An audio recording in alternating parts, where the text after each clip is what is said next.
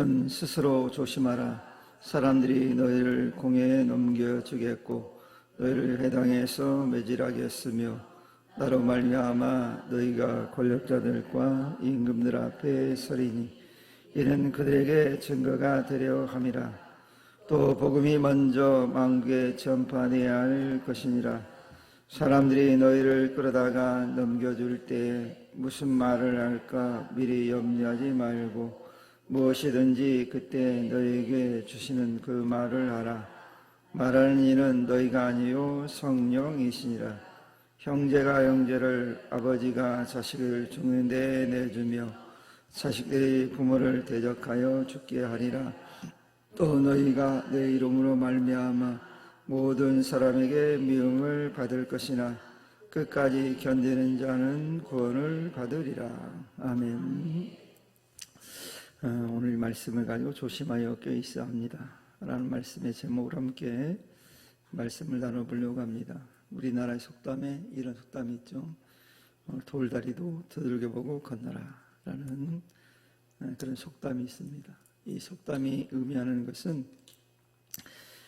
비록 잘 아는 일이라 할지라도 아주 세심한 주의를 기울여서 실수가 없도록 해야 한다라고 하는 그런 교훈적인 그런 말입니다. 그리고 예전에 우리 군사님들 시대에는 불조심 기간 이런 기간이 있었잖아요. 그래가지고 그때 되면 포스터를 그려와라. 그런 막 우리가 많이 그렸잖아요. 그래서 이런 표가 가장 유행을 했는데 꺼진 불도 다시 보자. 이런 표가 있었던 것 같아요. 아마 불교심 기간에 이 표가 가장 많이 사용되지 않았을까라는 생각이 듭니다.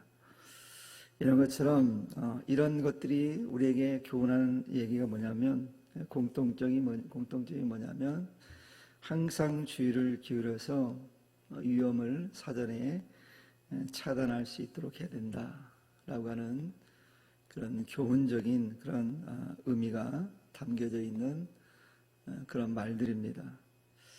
그래서 우리가 위험을 사전에 차단하기 위한 방법은 사자성어도 있지만 유비무환 사전에 잘 준비해야만이 이것들을 극복할 수 있거든요.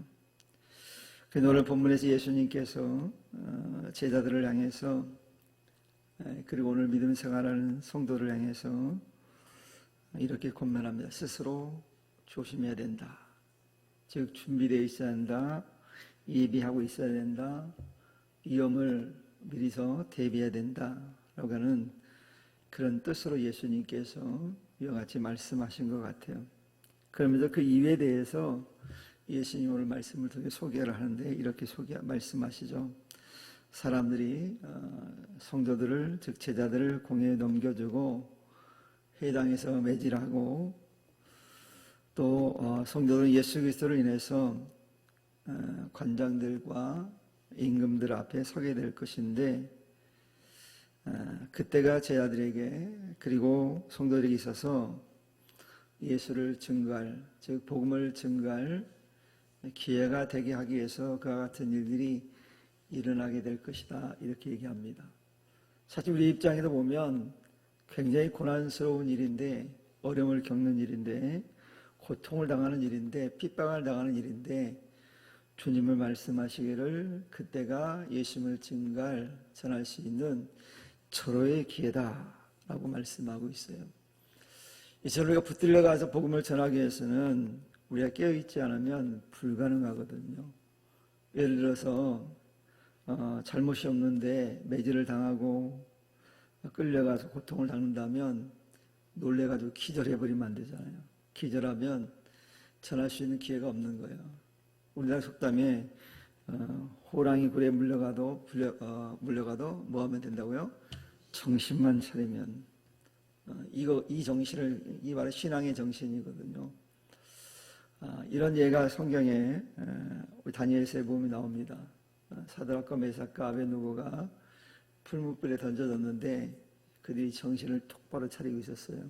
어떤 정신을 차렸어요?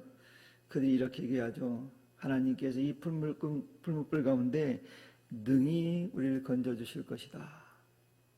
그리 아니하시지라도 우리는 하나님을 배반할 수 없다. 라고는 믿음의 고백을 했던 사람들이잖아요. 그러니까 정신을 탁 차리고 있으니까 풀무불에 들어가도 전혀 불의 영향을 받지 않습니다. 그래서 머리털 하나 상하지 않고 하나님께서 그들을 보호하셔서 오히려 그것을 통해서 하나님을 높이고 복음을 전할 기회가 되었다는 것을 우리 성경의 기록을 통해서 알 수 있습니다. 우리가 다니엘도 역시 마찬가지로 이제 오직 왕에게만 절하라고 기간을 정해놓고 그렇게 명했습니다. 물론 다니엘을 그들이 모함에게서 한 계략이죠. 그런데 그 계략을 알면서도 다니엘은 하나님 앞에 매일같이 기도합니다. 그 결과가 어떻게 됐어요? 기도를 깨워 무장했더니 사자굴에 던져지는 그런 일이 벌어집니다. 그런데도 털끝 하나 상하지 않고 굶주린 사자들이 그를 보호했던 것을 보게 됩니다. 그래서 오히려 그것이 하나님의 영광을 드러내고 복음을 전할 수 있는 기회가 되었던 것을 보게 됩니다. 바로 예수님 오늘 제 아들을 향해서, 오늘 믿음을 가진 성도들을 향해서 그래서 우리에게 깨어 있으라고 스스로 조심하라고 명하시고 있는 것을 보게 됩니다. 그래서 그런 어려움들이 왔을 때 오히려 그것이 복음을 전할 수 있는 기회가 되야 된다라는 것을 말씀하고 있습니다. 특히 여기에 등장하는 공예는요, 사실 강력한 힘을 가진 그런 기관이거든요. 그래서 종교적, 행정적 실력을 행사할 수 있는 그런 기관이기 때문에 대부분 사람들이 두려워할 수 있는 그런 기관입니다. 그런 얘기를 하더라고요. 어떤 분이 자기는 아무 죄가 없는데 참고인으로 검찰청에 출두한 적이 있대요. 가본 적이 있대요. 그런데 그분 표현이 쫄게 되더래요. 잘못이 없는데, 죄가 없는데 검찰청에 갔더니 두렵더라는 거예요. 여러분 어떨 것 같아요? 저도 생각해보니까 저도 쫄 것 같아요. 검찰에 불러서 가게 되면 제가 죄가 없어도 증인으로 가고 참고인으로 불렀다 할지라도 마음이 막 쫄 것 같아요. 그런 강력한 행정적, 그런 종교적 실력 행사를 할 수 있는 그런 기관이 공회거든요. 공회. 지난번에 제가 본의 아니게 지방의 인사부가 아닌데 인사부 부원들이 아무도 참석할 수 없어서 제가 장로님, 이제 피택 되신 장로님들 장례받는 분들 본의 아니게 제가 교육을 한 적이 있어요. 교육을. 그랬더니 갔더니 그분들이 막 하는 얘기가 되게 화색이 딱 돌더라고요. 그 이유가 뭐냐면 그분들은 저를 알거든요. 제가 과거에 있었던 그의 이제 분이기 때문에 화색이 딱 돌더라고요. 그러면서 시작을 하니까 그런 얘기 하더라고요. 자기는 엄청 쫄았대요. 근데 너무도 잘하는 목사님이 교육을 들어가지고 마음이 탁 놓였다 그러더라고요. 아니, 지방에 그냥 어떤 그 교육을 받는데도 그런 마음을 갖는데 생각해 보세요. 자기를 죽일 수도 있는 힘을 가진 사람들이 그 앞에 있다. 쉽지 않거든요. 그러니 당연히 그런 세력들 앞에서 두려움을 느낄 수밖에 없잖아요. 그리고 이 목숨줄이 왔다 갔다 할 수 있는 그런 세력을 가진 이들이거든요. 그니 얼마나 인간적으로 대단한 사람들입니까? 그들 앞에 서게 됐거든요. 그런 공회원들 앞에 이제 제자들이 서게 됐다는 얘기죠. 하지만 중요한 것은 이들은 이런 힘을 가지긴 했지만 사실 사형을 행할 수 있는 집행권은 없었습니다. 자지우지는 할 수 있었지만 집행권은 없었거든요. 왜냐하면 당시 이스라엘은 로마의 지배 아래 있었기 때문에 로마 관리에서 그것이 결정됐거든요. 그러니 그들이 늘 고발할 때 누구에게 고발합니까? 총독에게 고발하잖아요. 총독에게. 그런 이유 때문인 거예요. 이처럼 믿음의 사람들을 죽이기 위해서 자기 나라를 지배하고 있는 로마의 힘을 빌려서까지 죽이려 할 거라는 거죠. 이걸 보면서 여러분 어떤 생각이 듭니까? 인간의 본성이 얼마나 악한지 그걸 잘 보여줍니다. 자신들에게 아무런 해를 끼치지 않았어요. 오히려 유익을 주는 사람들이었어요. 그런데도 자기들과 사상이 다르다는 이유 하나만으로, 생각이 다르다는 하나만으로, 믿음의 대상이 다르다는 한 가지 그 하나만으로 그들을 죽이려 했던 그런 어리석은 모습을 보잖아요. 원래도 그런 일들이 많이 벌어지잖아요. 우리는 나와 생각이 다르면 인정해줘야 돼요. 보통 막 공격하잖아요. 비난하고 공격하고 막 그래요. 막 적대시 하잖아요. 적대시. 그래서 이 분열이 탁 되잖아요. 그래서 우리는 동서로 분열됐다고 그랬는데 요즘 동서로도 물론 있지만 많이 좁혀지긴 했지만 여전히 우리가 어때요? 딱 둘로 나눠져 있어요. 우리가 둘로. 그래서 얼마나 치열하게 싸우는지 몰라요. 둘로 나눠져서. 그럼 결판이 날까 안 날까요? 아마 우리나라가 망하기 전까지는 결판이 안 날 거예요. 계속 될 거예요. 그러니까 믿음의 사람들이 더 뭐예요? 더 기도 많이 해야 돼요. 우리나라가 존재할 수 있는 이유는 늘 제가 말씀드리지만 누구 때문이다? 그리스도인들 때문이다. 그러니까 우리가 기도해야 됩니다. 그러니까 우리가 무너지면 우리나라는 무너진다? 존재한다? 무너질 수 있다. 굉장히 중요한 요소예요. 그래서 우리가 늘 나라 민족을 기도해야 될 사명이 누구에게 있다? 우리에게 있는 거예요. 이 사명을 우리가 기본으로 가지고 가야 될 사명입니다. 그래서 기도하는 사람들이 있기 때문에 이 나라가 아직도 존재하고 있고 또 선교 대국으로 발돋움할 수 있는 그런 나라가 된 거예요. 그래서 전 세계적으로 우리나라가 많은 선교사들을 파송하고 있잖아요. 신앙의 역사가 짧음에도 불구하고 다른 나라에 비해서 짧음에도 불구하고 엄청난 수의 선교사가 나가 있는 나라가 우리나라거든요. 하나님 우리나라를 안 붙들 수가 없는 거예요. 왜? 또 우리나라 선교사들은 매우 헌신적이고 희생적이거든요. 생명 걸고 하거든요. 그리고 가는 곳마다 막 놀랍게 역사가 일어나요. 그러니 당연히 하나님이 이 나라를 붙들고 일하셔야 되잖아요. 그래서 하나님께서, 그래서 우리가 기도가 필요한 거예요. 하나님 우리를 이 나라를 붙들고 있는 거예요.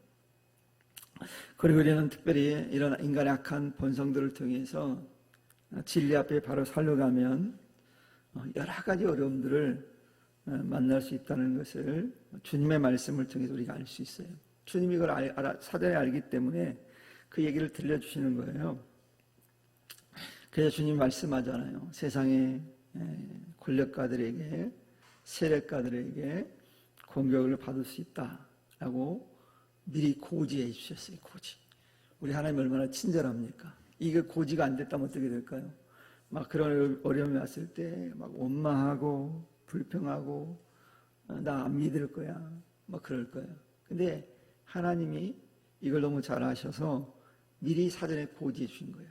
그런 일이 일어날 거니까 깨어 있어야 된다. 준비해야 된다. 유비무환의 자세로 살아야 된다라고 이제 말씀하시는 거예요. 그러니 우리가 반드시 해야 될 것은 이런 세상의 공격은 언제까지 진행될까요? 언제쯤 끝났으면 좋겠어요. 빨리 끝나면 좋겠죠. 그런데 이 어려움은요, 세상의 공격은 주님 오실 때까지 계속돼요. 그러니까 우리가 주님의 재림을 대망해야 되겠죠. 왜 그게 그래야 끝나니까. 그렇다고 한다면 왜 마귀는 이처럼 사단은 끊임없이 믿음의 사람들을 공격하겠습니까? 그 이유가 있죠. 그 이유는 마귀의 사명이기 때문이에요. 마귀의 사명은요, 하나님의 백성된 자들을 무너뜨리는 것이 그들의 지상 목표예요. 목표. 이 목표를 성취하기 위해서 그들은 끊임없이 공격하는 거예요. 그러니 사단은 그 임무를 수행하고 있는 거예요. 그러니 이런 마귀의 유혹을 이기기 위해서는 우리가 주님 안에 온전히 거야만이 이기고 살아갈 수 있거든요. 방심하면 안 되는 거죠. 주님의 보호하심만이 있지 않으면 넘어질 수밖에 없어요. 그래서 사도 바울이 우리에게 에베소 6장을 통해서 우리의 권면하잖아요. 마귀의 관계를 등이 대적하기 위해서 하나님의 전신갑주를 입으라. 늘 무장되어 있지 않으면 넘어질 수 있기 때문에 늘 무장하고 있으라는 거예요. 군인들은 늘 전투 준비가 돼 있어야 됩니다. 그래서 나팔 소리가 탁 나면 전투 태세를 갖추고 전장으로 나가야 되는 거예요. 이 바로 우리가 영적 군사잖아요. 그러니까 늘 준비하고 있어야 돼요. 그래서 우리가 하나님의 말씀으로 무장하지 않으면 마귀의 관계를 이길 수 있는 방법이 없어요. 그래서 바울이 그래서 무장하라는 거예요. 그래서 우리 성도님들은 철저히 하나님의 말씀으로 무장함을 통해서 마귀의 관계를 능히 꺾어버릴 수 있는 그 믿음의 용사들이 되길 수 있기를 주님의 이름으로 축원합니다. 말씀으로밖에 우리가 대적이 불가능해요. 다른 걸 대적하면 이길 방법이 없어요. 우리가 그런 얘기합니다. 가끔 우리가 마귀를 설명할 때 숫자로 설명을 해요. 그래서 그런 예를 들면 딱 하나 차이라고. 우리가 5면 마귀는 6이라고. 5라고 하는 숫자가 6을 이길 수 있는 방법이 있어요, 없어요? 혼자는 절대 못 이겨요. 그런 방법이 있겠죠. 하나 방법은 뭐예요? 이길 수 있는 방법은 연합해야 되는 거예요. 합쳐야 되는 거예요. 그래서 하나님과 우리가 하나 되어 있으면 능하신 하나님, 전능하신 하나님하고 우리가 하나가 되어 있으면 어떻게 마귀를 우리가 이길 수 있겠습니까? 절대 불가능해요. 근데 인간이 늘 넘어지는 이유가 뭐냐면 자기 힘으로 뭔가 그를 대적하려고 하다 보니까 대적이 안 돼요. 우리는 부족하니까. 그래서 바울이 하나님이 전신갑주를 입으라고 하는 이유가 거기에 있어요. 하나님과 연합되어 있으면 능히 이길 수 있기 때문에 하나님과 연합해야 된다는 거예요. 나 홀로는 불가능해요. 내가 뭔가 해보겠다는 건 굉장히 교만한 거예요. 그래서 교만은 패망의 선봉이라 하잖아요. 교만하면 이길 방법이 없어요. 교만이 뭡니까? 내가 뭔가 할 수 있다는 거거든요. 이게 교만이거든. 내가 뭔가 내 스스로 뭔가 할 수 있다고 하는 게 매우 대단한 교만이거든요. 그런 교만을 가진 사람들은 다 무너지게 돼 있어요. 이길 방법이 없어요, 사단을. 근데 하나님과 연합되어 있으면 마귀가 공격해도 능히 방할 능력을 가지고 있는 거예요. 믿음의 방패를 가지고 있는데 어떻게 마귀가 우리를 이길 수 있겠습니까? 불가능하거든요. 그러면서 오늘 성경은 분명히 말씀합니다. 오늘 예수님 말씀을 통해서 믿음을 가진 성도를 향해서 또 말씀합니다. 뭐라고 말씀합니까? 환난 가운데서도 고난 가운데서도 핍박 가운데서도 복음을 전하는 걸 포기하지 말라고 말씀해요. 여러분 사도 바울이 모진 박해와 핍박 가운데서 복음 전하는 것을 포기하지 않았습니다. 심지어는 재판받는 과정 속에서도 복음을 전하고 감옥에 있으면서도 복음을 전하고 또 죄수로 끌려가는 과정 가운데 일어나는 상황들 가운데서도 복음을 전하는 걸 놓치지 않았거든요. 그러니까 그는 모든 것을 복음을 전할 수 있는 기회로 삼았어요. 즉 때를 얻든지 못 얻든지 항상 그는 복음 전하는 걸 힘썼다는 거예요. 어느 곳에 있든지 어떤 형편이든지 그는 복음 전하는 일을 놓치지 않았어요. 그래서 그가 훗날 고백하잖아요. 내가 달려갈 길과 주 예수께 받은 사명, 그 하나님의 은혜의 복음을 증언한 일을 마치려 하면은 나의 생명조차 조금도 귀한 것으로 여기지 아니한다라고 고백했잖아요. 그는 오직 관심이 뭐였냐면 복음 전하는 것이에요. 이런 고백을 할 수 있었거든요. 그러니 오늘 우리들도 이런 바울과 같은 고백을 할 수 있는 그런 믿음의 사람 되기를 축원합니다. 나는 복음을 위해 살았노라고 자신 있게 고백할 수 있어야 돼요. 그리고 중요한 것은 복음은 머무르지 않거든요. 고인물은 썩습니다. 근데 복음이 전달되지 않으면 썩을 수 있는 거예요. 무너질 수 있는 거거든요. 여러분, 예루살렘 교회가 우리 잘 알다시피 3,000명, 5,000명 허다한 무리로 성장을 했습니다. 그런데 하나님이 그렇게 성장시킨 이유가 있는데 그들이 사명을 감당하지 않았어요. 그 사명이 뭡니까? 예루살렘과 온 유대와 사마리아와 땅까지 이르러 증인이 되라는 거였어요. 그러니까 복음을 가지고 나가야 되는데 나가지 않는 거예요. 머물러 있는 거예요. 여기가 좋사오니, 우리끼리 있는 게 좋사오니.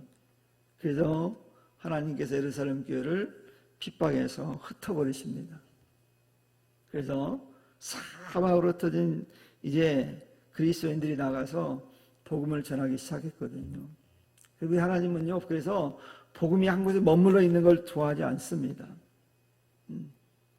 전해지는 걸 원하는 거예요. 그리고 복음 어떤 세력에 의해서 그 파급 효과가 감소되는 것도 아니에요. 그래서 하나님은 이제 강권적인 역사로 복음이 계속 전해지기를 원하시고 또 진행하게 하시거든요. 그러니까 하나님 우리가 알지 못하는 곳에서 또 다른 사람들을 통해서 일하시고 있는 거예요. 내가 직접 가지 못해도 그래서 열심히 우리는 그 안 되면 내가 안 되면 중보기도를 하든지 물질로 원하든지 뭐 우리 협력하는 게 우리가 해야 될 사명이거든요. 우리는 꼭 내가 가서 직접 해야만이 선교처럼 생각하는 경우도 있는데 꼭 그렇지만 않아요.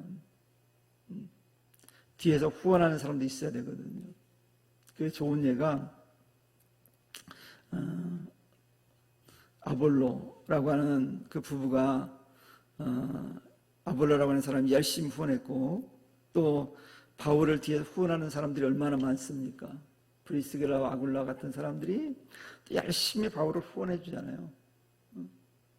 그리고 누가도 있었고 마가도 있었고 이 바울이 복음을 전할 수 있도록 후원해 준 사람들이 무지 많거든요. 그 나중에 훗날 바울이 그 사람들 이름을 막 열거를 합니다. 그 열거하는 이유가 뭐냐면 자기 홀로 복음을 헌신하지 않았다는 거예요. 그 수많은 사람들이 있었기 때문에 복음 증가하는 게 가능했다라고 고백하거든요. 이처럼 하나님께서는 복음을 위해서 많은 사람들을 들어 쓰는 거예요. 그러니 우리 교회가 이 복음을 위해 쓰임 받을 수 있는 그런 교회와 성도들이 되어야 됩니다. 이런 성도와 우리 교회가 될 수 있기를 다시 한번 주님 이름으로 축원합니다. 그 주님께서 이 땅에 교회를 세우신 목적이 있거든요. 그건 뭐냐면 복음을 전하기 위해서요. 즉 예수님께서 구원자라는 것을 전해주기 위해서 교회를 세운 거예요. 우리끼리 뭐 잘 먹고 즐겁게 놀고 행복해하고 뭐 야위에 가고 뭐 그거 하라고 교회를 세운 게 아니야. 물론 그거 하지 말라는 뜻은 아니에요. 제가 그 뜻이 아니라 본질이 그렇다는 거예요. 본질을 잃어버리면 안 된다는 거예요. 교회의 본질은 복음을 전하는 데 있다는 거예요. 이걸 잃어버리면 교회가 무너져요. 교회가 이것을 망각할 때부터 교회의 기능을 잃어버리게 되니까 하나님께서 그 교회를 세우지 않으시는 거예요. 그런 교회는. 왜요? 그 교회를 그런 자기끼리 먹고 마시는 놀고 하는 교회는 하나님이 세워주지 않느냐? 이유가 있어요. 하나님의 영광이 드러나지 않잖아요. 복음이 전해지지 않잖아요. 세워진 목적대로 살지 않는데 어떻게 하나님께서 거기에 역사하시겠습니까? 그런데 복음을 위해서 헌신하고 애쓰는 교회를 보면 하나님께서 그 교회를 왜 사용하지 않겠습니까? 그러니까 축복하시죠. 그래서 우리가 하나님 축복을 경험하려면 어떻게 해야 돼요? 복음 전하는 일에 전생을 우리가 드려야 돼요. 바쳐야 되는 거예요. 이런 교회가 좋은 교회거든요. 그래서 교회의 기능을 잃어버리고 복음을 전하지 못한다면 더 이상 교회라고 말할 수 없다는 얘기죠. 그렇기 때문에 교회는 오직 어디에 초점 맞춰야 된다고요? 복음 전파에.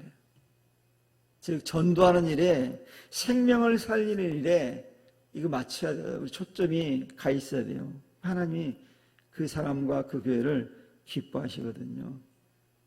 우리 교회가 이런 교회가 되기를 소망합니다. 우리가 이 사명을 멈추지 않았으면 좋겠어요. 교회도 보면 기관들 있잖아요. 기관.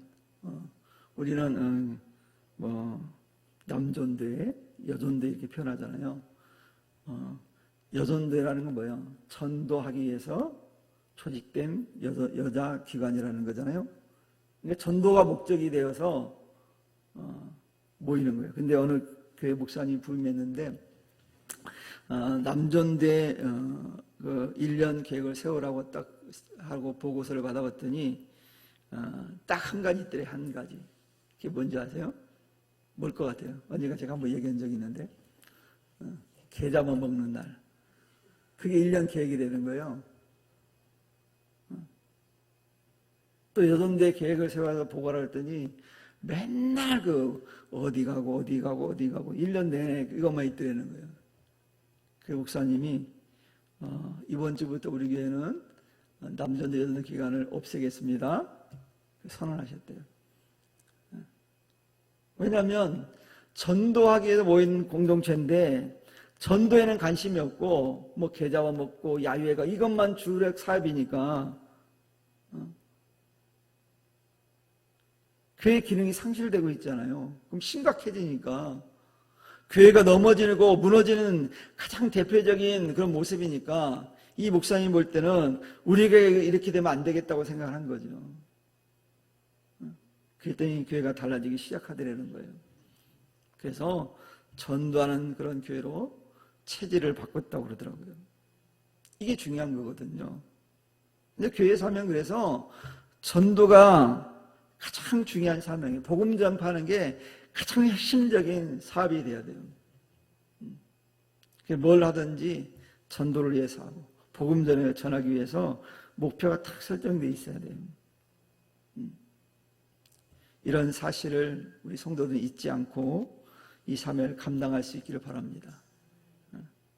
그러니까 전도를 계속 하고 있는 교회는 좋은 교회예요. 다른 게 좀 부족해도. 어떻게 대형교회처럼 우리 교회가 그렇게 될 것이며, 그렇지, 그렇게 될 수 없잖아요. 똑같이 그런 프로그램을 돌리고 그렇게 하고 이런 할 수 없잖아요. 그러나 복음 전하는 걸 멈추지 않고 있다고 한다면 그 교회야말로 정말 좋은 이상적인 교회예요. 그런데 그럴싸한 건물과 그럴싸한 많은 프로그램이 있다 할지라도 복음 전하는 것과 전혀 관계없는 교회라고 한다면 그 교회는 좋은 교회라고 볼 수 없어요. 물론 세상적인 기준으로 좋아 보일 수 있겠죠. 근데 그런 교회는 좋은 교회가 아닙니다. 누가 여러분에게 따져도 우리 목사님 그랬다면서 방을 하세요. 괜찮아요. 제가 저 같이 따져줄 테니까. 그래서 우리 교회는 복음 전하는 그런 좋은 성도, 좋은 교회가 될 수 있기를 축원합니다.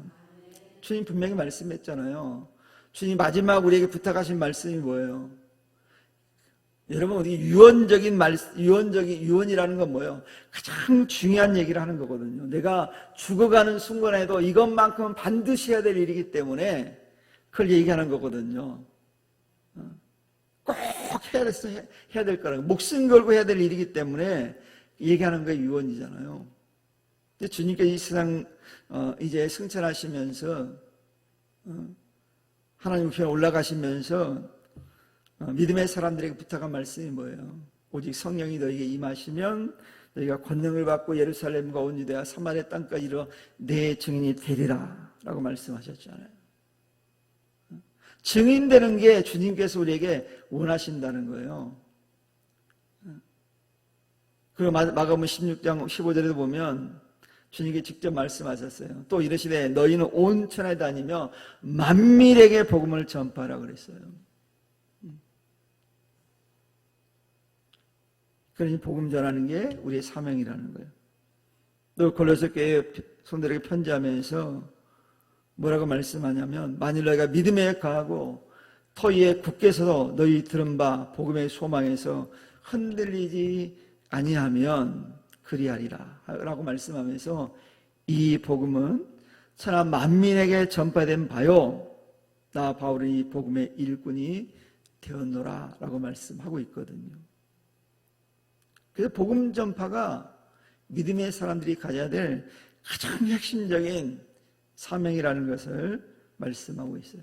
내가 주님을 만났다면, 진짜 하나님의 사람이라면 복음 전하는 것이 우리의 사명이라는 것을 분명히 말씀하고 있어요.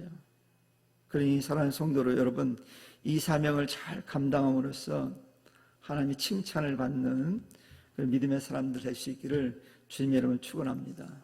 이왕 믿을 바야 칭찬받고 믿는 게 좋지 않겠어요? 책망받는 사람이 낫겠어요? 칭찬받는 사람이 낫겠어요? 우린 적어도 믿을 때 칭찬받는 성도가 되어야 돼요. 근심이 되는 성도가 되지 말고 기쁨을 줄 수 있는 성도가 되어야 되거든요. 몇십 년을 믿어도 늘 목회자의 근심거리로 남아있는 성도들이 또 있거든요. 그 성도를 바라볼 때마다 막 안타까워 막 해요. 근데 어떤 성도를 보면 마음이 그냥 즐거워. 그냥 얼굴만 봐도 마음이 즐거운 성도가 있는 반면 어떤 성도들은 얼굴만 봐도 근심이 막 한숨이 나오는 성도가 있을 수 있거든요.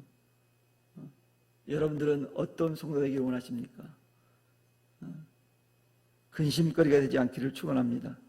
근데 근심을 주는 성도들은 자기가 근심거리인지 잘 모르더라고요.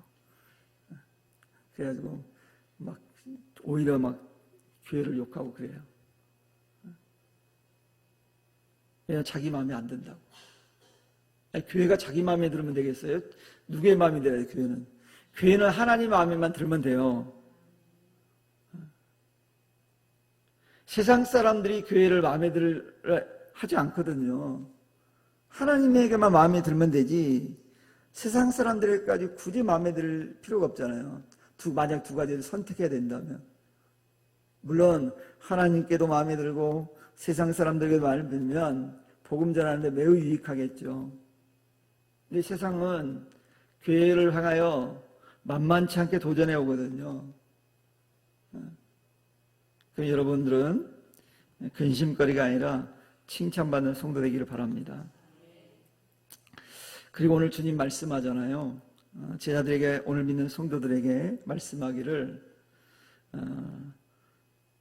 우리를 끌어다가 관장이나 임금들에게 넘겨줄 때 그들에게 무슨 말을 할까 염려하지 말래요. 그 이유는 뭐냐면 말을 하게 하는 자는 바로 내가 아니라 성령이기 때문에 성령께서 생각나게 해주겠다는 거예요. 할 말들이. 그런 여러분 이 위기를 만났을 때 그래서 우리가 기도해야 돼요. 하나님, 내가 이 위기를 잘 벗어날 수 있는 지혜로움을 달라고. 그래서 우리가 이 위기를 만났을 때 이 지혜로움이 굉장히 필요합니다. 과거에 스코틀랜드에서 있었던 일인데요. 어떤 아이가, 그 당시에 스코틀랜드는 예수 믿는 그리스도인들을 핍박하던 나라예요. 걸리면 예수를 믿는다는 사실이 들통이 나면 붙들어 가던 시대예요. 근데 주일날이 돼서 이 어린아이가 예배를 드리러 가고 있었어요. 예배 드리러. 근데 딱 잡는 거예요. 너 어디 가니? 라고 그 잡은 경찰관이 물어봤어요. 여러분 같으면 어떻게 대답하겠어요? 거짓말 해야 돼요, 안 해야 돼요? 거짓말하면 안 되잖아요. 이 어린아이, 하나님이 거짓말하면 지옥 간다는 얘기를 너무 들어가지고 거짓말을 할 수 없고 순간 고민이 되더라는 거예요. 예배 드리러 가잖아요, 지금. 예배 드리러 간다고 말하면 어때요? 붙들어 가잖아요. 그래서 순간에 이 꼬마가 기도해서 하나님 지혜를 달라고. 근데 이 꼬마가 정말 멋지게 되더라고요. 저요? 가족들 모임이 있어가지고요. 가족들하고요. 즐겁게 놀고 맛있는 음식 먹으러 가는데요. 그렇게 대답을 했대요. 자, 틀린 말 했어요. 정확한 말을 했어요. 정확한 말 했잖아요. 그리스도 안에 가족이잖아요. 즐겁게 예배드리잖아요. 그리고 같이 애찬하잖아요. 맛있는 음식 먹잖아요. 틀린 얘기를 하나도 안 했어요. 거짓말하지 않고도 하나님이 지혜 주실 때 마땅히 물어본 말들에 대해서 말할 수 있도록 성령께 그 아이에게 역사했기 때문에 그게 가능했던 거예요. 그래서 오늘 주님 그 말씀을 하시는 거예요. 염려하지 말래요. 그 이유는 바로 성령께서 말하시기 때문에 그렇다는 거예요. 그래서 성령께서 그때에 맞도록 할 말들이 생각나도록 도우신다라는 거예요. 우리가 가진 지식과 능력의 한계는 있지만 하나님은 어때요? 한계가 없으시잖아요. 하나님의 지혜는 무한하잖아요. 하나님 능력은 무한하잖아요. 그래서 하나님을 노래할 때 하나님은 전지전능하시다고 우리가 고백하잖아요. 하나님이 답변하는 게 훨씬 더 잘 답변할 수 있어요. 내 생각보다 하나님께 말씀하시는 것이 훨씬 더 유익할 수 있어요. 그래서 늘 말씀하잖아요. 우리 생각과 하나님 생각은 다르다고. 우리 하나님의 생각을 가지고 살아야 돼요. 그러니 우리가 복음을 전할 때도 마찬가지예요. 지나치게 인간적인 방법에 의존하지 말아야 돼요. 제가 붕어빵 보면서 그런 얘기 했어요. 붕어빵 때문에 싸움이 일어나면 붕어빵 당장 중지하겠다고. 그렇잖아요. 붕어빵을 왜 구해요? 전도하기 위해서 하나님 나라를 세워가기 위해서 주는 건데, 만약 우리 성도들끼리 막 더 가져간다고 막 싸우고 그러면 어때요? 그럼 보기 안 좋잖아요, 우리가. 그런 마음으로 가서 전도하면 뭔 이익이 있겠어요? 안 굳는 게 낫지. 뭐 재료 많이 나오면 남아도 소용없어요. 나 혼자 다 먹고 구워 먹을 거예요. 아니, 우리 교인 지금 싸운다는 얘기 아니야. 그렇다는 거예요. 제가 그 예를 든 거예요. 그렇잖아요. 그러니까 복음을 위해서 우리가 일하고자 할 때 인간적인 방법이 개입되어지면 분열이 일어나고 다툼이 일어나거든요. 그건 좋은 모습이 아니잖아요.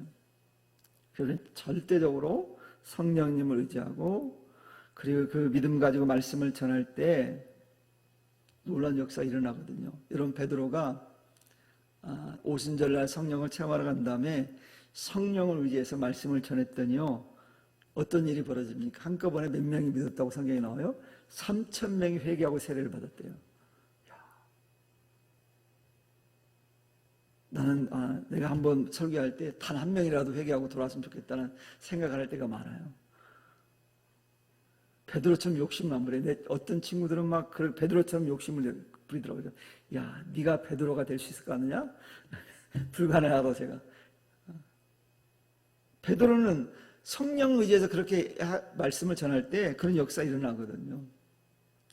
성령께서 그 마음을 움직여야지 변화가 되는 거지, 내가 아무리 설득한다고 되는 게 아니에요. 내가 아무리 유식하고 철학적으로 막 논리적으로 그 사람을 설득한다고 설득되는 게 아니에요. 성령께서 역사하실 때, 내 입술을 통해서 증거될 때 그런 역사가 일어나거든요. 그래서 우리는 이런 것들을 통해서, 이 베드로의 그 설교를 통해서, 그런 증거하는 모습을 통해서 우리가 깨닫는 게 뭐냐면, 우리에게 필요한 것 뭐냐? 말씀대로 믿고 말씀대로 순종하는 거라는 거예요. 이게 중요한 거예요. 말씀대로 믿고 말씀대로 순종하는 거.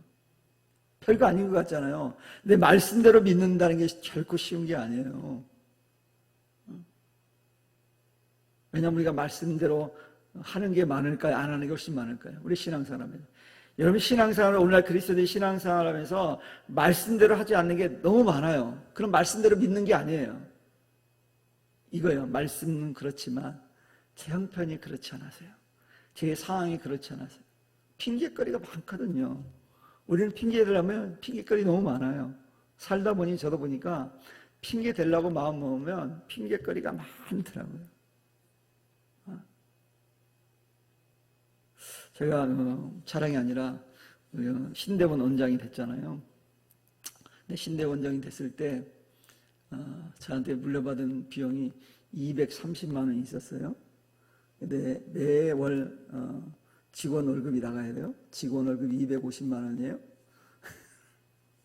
그렇게 시작했어요. 그래서 매일은 기도 안 하지만 가끔씩 보면 이제 그 직원한테 보고를 받으면 걱정이 되는 거야. 학생이 없어가지고 뭐 이 학교 운영이 될까? 그래 기도를 했어요. 기도를.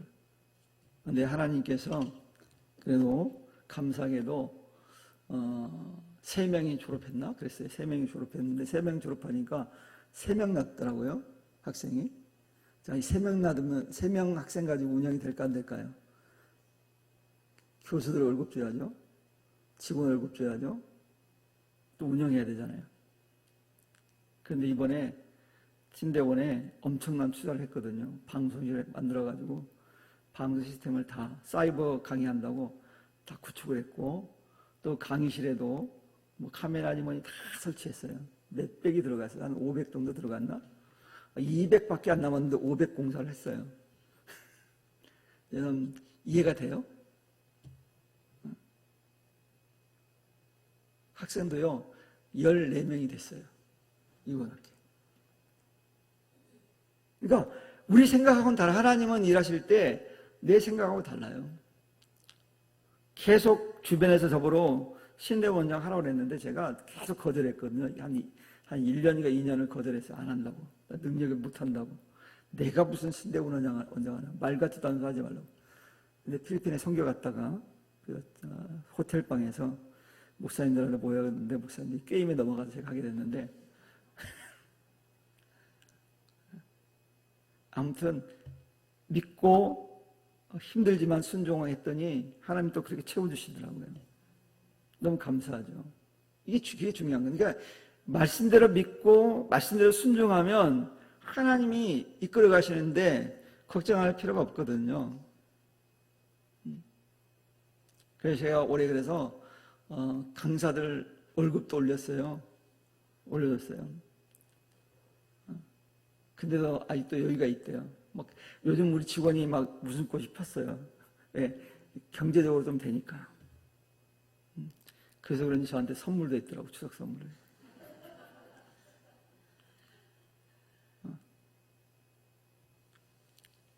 그래서 우리가 중요한 것은 우리가 하나님 말씀대로 얼만큼 믿고 순종하는가 이게 중요한 거예요. 우리 성도님들도 하나님 말씀대로 믿고 순종함을 통해서 하나님의 역사를 체험할 수 있기를 축원합니다. 그리고 그리스도인들은 여러 가지 시험을 받고 난 다음에 받을 축복은 지금 당하는 고난에 비해서 아무것도 아니라고 성경은 계속 강조하거든요. 그래서 바울은 그래서 뭐라고 얘기합니까? 로마서 8장 18절을 통해서 생각건대 현재의 고난은 장차 우리에게 나타날 영광과 좋게 비교할 수 없다 그랬어요. 우리가 받을 영광과 지금 받을 고난을 생각해 보니까 비교 대상이 아니라는 거예요. 그러니까 말씀이 그렇다면 정말 그런 거예요.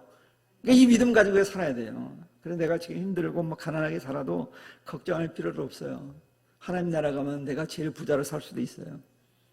어떻게 하면요? 하나님 믿고 하나님 말씀대로 순종하는 삶을 살면 그런 축복이 주어지는 거예요. 이 세상 삶으로 끝난다고 한다면 지금 내 형편이 불행하죠. 근데 이걸로 끝나지 않아요. 성경이 그걸 약속하고 있잖아요. 그래서 여러분 세상으로 잘 사는 거 부러워하지 마시기를 축원합니다. 물론 여유 있게 살면 좋겠죠. 근데 안 되는 걸 어떻게? 그걸 받아들이고 믿고 가야죠. 그래서 우리는 이 세상 사는 동안 예수를 믿는다는 이유만으로 많은 사람들에게 배척받을 수도 있고 심지어 가족들에게도 배척받을 수 있어요. 그게 주님께서 뭐라고 말씀하냐면 이렇게까지 말씀해요. 사람의 원수가 자기 집안 식구니라. 이게 굉장히 놀라운 얘기예요. 사실 우리가 집안 식구는 원수라고 생각하지 않잖아요. 근데 주님 말씀하기를 사람의 원수가 자기 집안 식구가 될 수 있다는 거예요. 그러나 여러분 그럼에도 불구하고 우리 믿음의 사람들은 걱정할 필요가 없어요. 그 이유는 조금 전에 말씀드렸듯이 주님이 주신 상급에 비하면 우리가 당하는 고난은 아무것도 아니기 때문에 비교가 안 된다니까요. 오늘 본문 13절에서 주님께서 말씀하잖아요. 또 너희가 내 이름으로 말미암아 모든 사람에게 미움을 받을 것이라. 끝까지 견디는 자는 구원을 받으리라 이렇게 말씀하고 있어요. 견디는 게 중요해요. 무작정 견디는 게 아니라 믿음을 가지고 말씀에 순종하면서 견디는 거예요. 주님을 의지하면서. 그래서 끝까지 믿음을 가지고 우리 믿음을 지켜낼 때 하나님께 우리에게 놀랍게 축복하실 겁니다. 그러니 사랑하는 성도 여러분, 이 같은 주의 말씀을 기억하고 깨어 믿음의 경주를 완주하시기를 축원합니다. 중도에 포기하지 마세요. 어떤 일이 있어도 여기 있는 분들만이라도 절대 포기하지 마십시오. 중도에 어떤 유혹이 와도 어떤 여러분에게 해가 온다 할지라도 중도에 포기하면 안 돼요. 우리가 신앙생활 하다 보면 참 유혹이 많을 거예요. 어떤 권사님의 유혹, 어떤 장로님의 유혹, 심지어 어떤 목사님의 유혹, 성도들의 유혹이 올 수 있어요. 그런 게임에 넘어가지 마세요. 오직 누구만 바라보자? 하나님만 바라보시기 바랍니다. 주님만 바라보세요. 그러면 넘어지지 않아요. 자꾸 우리가 뭘 보기 때문에 넘어집니까? 옆을 보기 때문에 넘어져요. 100m 달리기 할 때 앞만 보고 목표 지점만 하고 달려야지 옆 보면 어떻게 될까요? 넘어질 수도 있고 이 속도가 떨어집니다. 제가 과거 육상을 해서 알아요. 선생님이 그 앞만 보고 달리죠. 100m 달릴 때는 100m 저 꼬린 지점 보고 달리는 거예요. 옆에 누가 뛰든 옆 사람 의식하지 말래요. 옆 사람 의식해 쳐다보는 순간 0. 몇 초가 늦어진대요. 그러니까 오직 누구만 보자? 주님만 바라보고 가서 주님이 주신 상급을 바라봄으로 복된 삶을 살아갈 수 있는 우리 성도들이 다 될 수 있기를 주님의 이름으로 간절히 축원합니다. 기도합니다. 하나님 감사합니다. 오늘